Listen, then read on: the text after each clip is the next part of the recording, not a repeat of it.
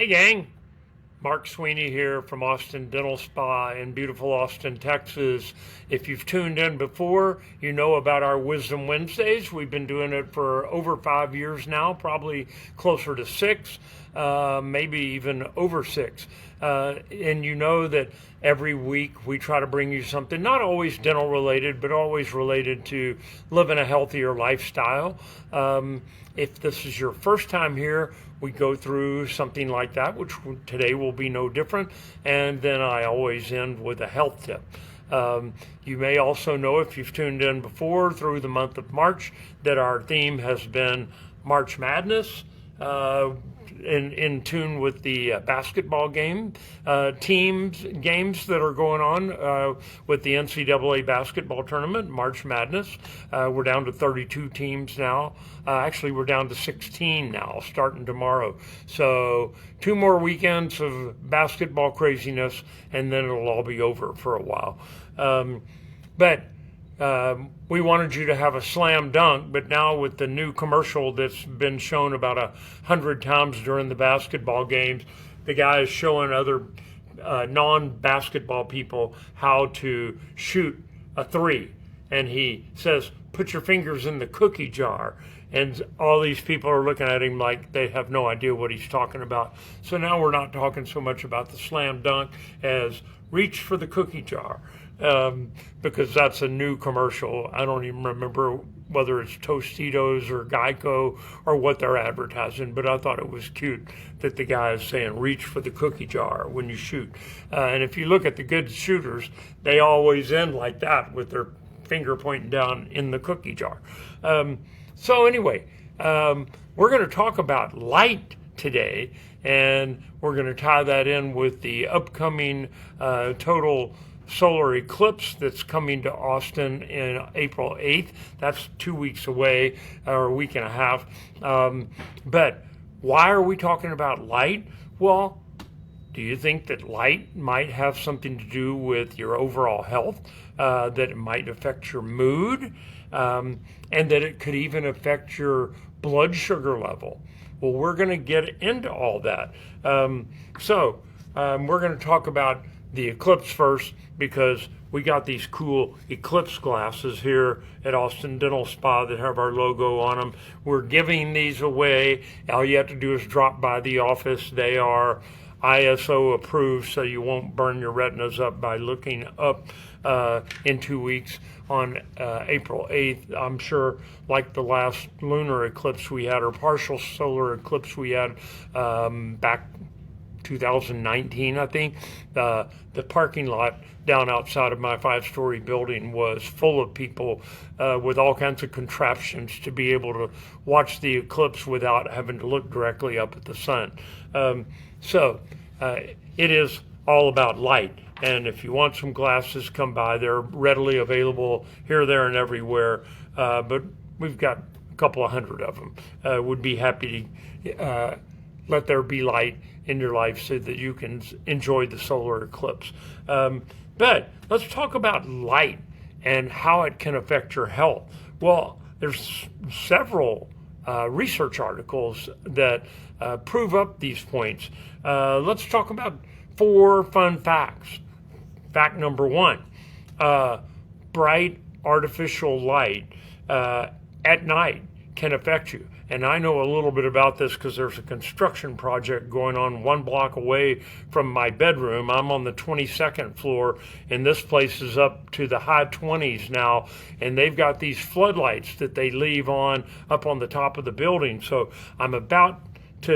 they're about to rise up so that I'm not in their direct stream anymore. But for the past 2 weeks, those floodlights come on about 5 in the morning, a little bit before my alarm goes off, and flood my bedroom with unwanted light, like it's daylight already, because the workers start pouring concrete at like 5:30 in the morning.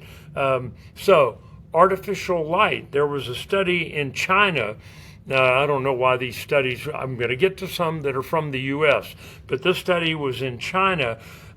28,000 people they followed, and they did solar mapping of where there was light all night long, artificial lighting, and they tracked that, and then they studied 28,000 people in those areas that never got a break from the light. And the people that were exposed to artificial light, even at night, had a 43% higher risk. 43% higher risk of developing cerebrovascular disease, meaning strokes.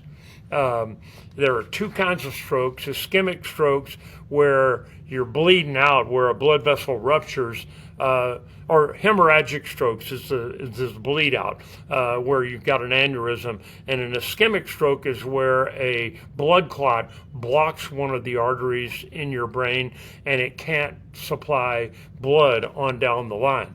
So those are the two different kinds of strokes. It was the same for either one of those type of strokes. 43% increased chance that people were going to stroke out from being exposed to light prolonged periods. Second, light fact. That's a tongue twister. Natural light exposure in an office setting. I'm on a corner with windows all the way around, and they say that natural light exposure during the day, natural light, that people were happier, that they were happier and healthier. They slept better.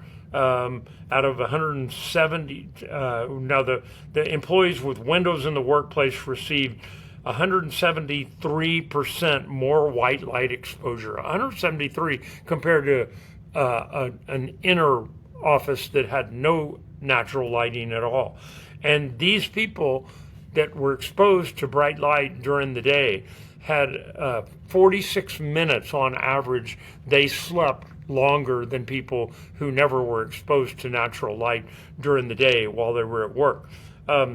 They also missed less work and were generally healthier and happier. So people, if you've got a office that's internal, get out and get some natural light during the day. Light fact number 3, exposure to red light. I found this to be very interesting, and the study was actually, for once, done in the United States. But they gave people a glucose drink, which raised their blood sugar level artificially, and then half the group they exposed to red light. And I've heard of these therapies at some of the day spas around town. They exposed them to red light on their back for 15 minutes. Or no, they had them check every 15 minutes for a couple of hours, but they had light exposure for 45 minutes. It did not say how long the light exposure was, but people that got the light exposure compared to the control group who didn't get light exposure had a 27.7% reduction in how high their blood sugar went up just from that red light being shot on their back. And it reduced the maximum glucose by 7-point-something%. So it not only didn't spike as high, but it didn't last as long. So just red light on a person's back made them more able to handle the increased glucose level. So, fun fact number 4 about light. This one was from Northwestern University, another one finally in the United States instead of all these foreign ones. They found that moderate light exposure during sleep harms you. It makes, as we talked about earlier, light exposure over a prolonged period at night can affect your potential to have a stroke. But these guys said that exposure, even moderate ambient lighting during nighttime sleep hours, even something like a dimly lit room, they said if you can see the furniture in the room, then there's too much light. And this is not natural light or ambient light coming in from artificial sources. This is like your night light or a light on the bed table or the TV. I know a few people who leave their TVs on at night. But they had heart rate increases that were measurable, that their blood pressure was higher, and their hearts beat faster, because the leader of the study was a cardiologist, and he said that even though their patients were asleep, their autonomic nervous system was still fired up because of the light on. That I thought that was very interesting. Just a single night of exposure to moderate room lighting during sleep can impair glucose and cardiovascular recognition, which are risk factors for heart disease, diabetes, and metabolic syndrome. So none of those three do any of us really want to experience. So what can you do about it? Well, they came up with a couple of solutions, because we always like to talk about solutions. Close the blinds. Duh.